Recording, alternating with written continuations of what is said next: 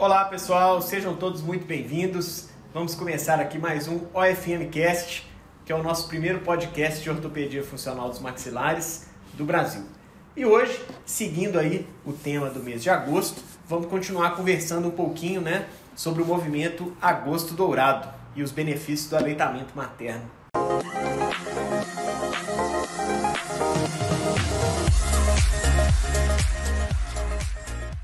Então, vamos lá. O aleitamento materno, a gente pode dizer que é um dos melhores investimentos que os serviços públicos hoje, eles podem fazer em termos de saúde, certo? Uhum. Quais seriam as principais vantagens imunológicas para o bebê também? Tu dá uma comentada para nós aí nesse tópico. Então, a OMS mesmo diz isso, que é o melhor investimento que qualquer serviço público do mundo pode fazer em termos de saúde é o incentivo ao aleitamento materno, porque isso minimiza demais custos com cuidados de bebês recém-nascidos, de mães puérperes, e gera uma criança muito mais saudável, porque exatamente como você perguntou, uma das questões importantes do aleitamento é o amadurecimento imunológico desse bebê de forma completamente saudável, fisiológica. Então esse bebê tem menos tendência a alergias, esse bebê tem menos propensão a infecções por causa da proteção que o leite materno oferece para ele em termos de sistema imunológico amadurecido, Então é extremamente relevante isso. Uma outra coisa, uma pergunta aí que a gente vê muito, do ponto de vista nutricional, para o bebê, tem necessidade de complementar esse aleitamento materno? Pois não tem necessidade. O leite materno, ele é completo em termos nutricionais, não há necessidade de nenhuma complementação. É óbvio que exige uma dedicação, às vezes, da mãe muito grande, porque, às vezes, o bebê precisa mamar com uma frequência muito grande para que haja o aporte suficiente de leite para ele e tudo, mas, em termos nutricionais, não há necessidade de complementação, apesar de haver muita tendência nesse sentido e de uma força na direção de querer impor isso para as famílias, mas não há necessidade, não. Fantástico. Um dado também assim que chama atenção, Os Estados Unidos, eles têm uma das menores taxas de aleitamento materno no mundo, E assim, eu não sei se a gente pode fazer uma relação disso com as fortes campanhas da mídia, para uso de fórmulas e tudo mais, que as fórmulas normalmente são associadas a grandes marcas, Marcas, e principalmente são marcas americanas. Infelizmente, os Estados Unidos têm 30% de adesão ao aleitamento materno só. Então, de todas das mães que dão à luz, apenas 30% aderem à amamentação pelo menos até 6 meses. Nós nem estamos falando de 2 anos. Então, não existe uma política nos Estados Unidos de suporte para essa mãe que quer amamentar. E existe, sem dúvida nenhuma, uma pressão muito grande pelos laboratórios para o uso da fórmula. Além do que, nos Estados Unidos não existe no serviço de saúde pública uma proteção para essa mãe não precisar voltar ao trabalho imediatamente, como nós temos aqui no Brasil, graças a Deus, Então, as mães precisam voltar ao trabalho rápido, então elas acabam dando fórmula para o bebê, porque elas não vão poder continuar amamentando a criança. Então, é uma tristeza a gente pensar isso, um país, desenvolvido, entre aspas, mas com uma qualidade de aleitamento materno que deixa muito a desejar. Uhum.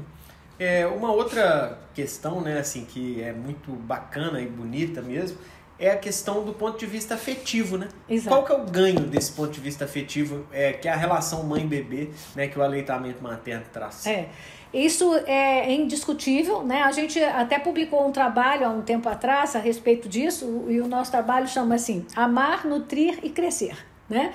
Então, exatamente o amar é exatamente por causa dessa interação afetiva que é gerada pelo contato com a mãe, né? Então, é esse contato da boquinha com o peito e aquele olho no olho, né? Que só quem amamenta sabe que existe, né?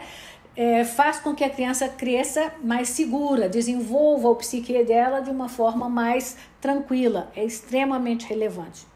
Muito bom. Trazendo um pouco agora para dentro da ortopedia funcional, né, explica um pouquinho para nós aí o estímulo do crescimento crâniofacial, né, através do aleitamento. Exato. A gente comentou isso da semana passada, mas vamos explicar agora mais detalhadamente. O movimento de ordenha, ele depende muito desse movimento protrusivo. Então, o bebê, para fazer o movimento de ordenha, ele tem que jogar o queixinho para frente, a linguinha dele tem que estar sobre o rebordo inferior, e aí ele abocanha o bico do peito da mãe e joga a mandíbula um pouquinho para trás, fazendo esse movimento de vai e vem, com a linguinha sobre o rebordo inferior. É preciso que seja dessa forma para que haja a pegada adequada do bico do peito, esse bico do peito toque no palato de forma adequada e a criança não engula ar. Então, dentro desse tópico, é uma coisa importante a gente lembrar, que é importante ver o freio. Para poder a língua projetar. Porque se esse freio... Por isso que no Brasil o teste da linguinha é tão difundido e nós somos respeitados no mundo inteiro pelo teste da linguinha. Porque se essa linguinha não projeta ali sobre o rebordo inferior, a pegada, né, do bico do peito da mãe não vai ser adequado e, com isso, o aleitamento não vai ser efetivo, né? Do jeito que poderia ser. Fantástico. Em relação à questão cultural, né, tem barreiras culturais para essa campanha? O que você acha? Dentro do Brasil, a gente percebe o seguinte, algumas tendências, por exemplo, pessoas que têm um foco muito grande na estética, tem sempre uma tendência a não querer amamentar porque acha que vai ficar feia as mães, né? Então isso é um viés que a gente precisa trabalhar muito, né? Porque a amamentação não prejudica nada em termos da estética para a mãe. Já nas classes menos cultas, vamos dizer assim, a gente tem um aceite natural da amamentação, mas há sempre uma tendência de complementação, porque a avó falou que tem que dar um mingau de maisena, ou a outro falou.